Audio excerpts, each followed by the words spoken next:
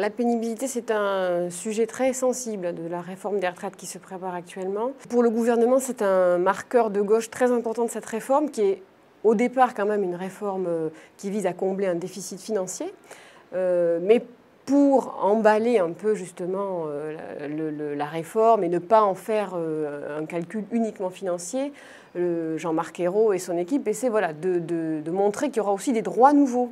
D'où l'idée d'un compte individuel de pénibilité. La pénibilité était entendue jusqu'à maintenant comme une réparation par rapport à une pathologie survenue chez un salarié suite à l'exposition à des facteurs de risque. Dans ces cas-là, il fallait que la pathologie se soit déclarée avant même le départ en retraite. Aujourd'hui, ce compte, c'est totalement différent puisqu'on associera un nombre de points à une exposition à des risques sans savoir finalement si une maladie pourra intervenir 10, 20, 30 ou 40 ans après. Il n'y a aucun autre pays dans le monde qui aurait eu un système, en tout cas, aussi ambitieux, avec une traçabilité aussi fine, parce qu'en fait, ce sera un système, s'il est retenu, dans lequel l'employeur rentrera chaque mois, pour chaque salarié, les facteurs de risque auxquels a été soumis son salarié. C'est à la fois très ambitieux, mais tellement ambitieux qu'on se demande si ça va marcher, puisque les employeurs,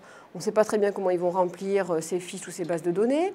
Si ça doit se faire en accord avec le salarié, mais s'ils ne sont pas d'accord, il pourrait y avoir des contentieux assez importants.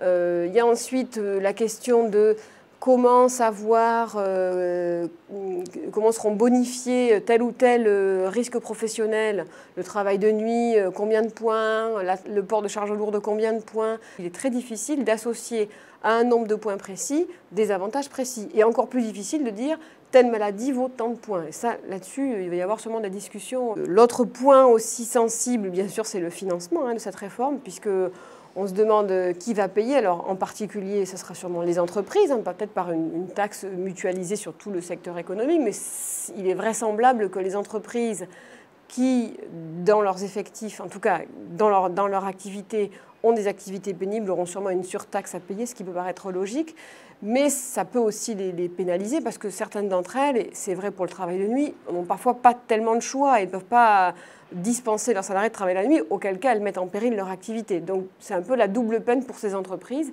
et ça les inquiète bien sûr beaucoup de voir qu'elles peuvent encore perdre en compétitivité si une nouvelle taxe venait s'appliquer à leur activité.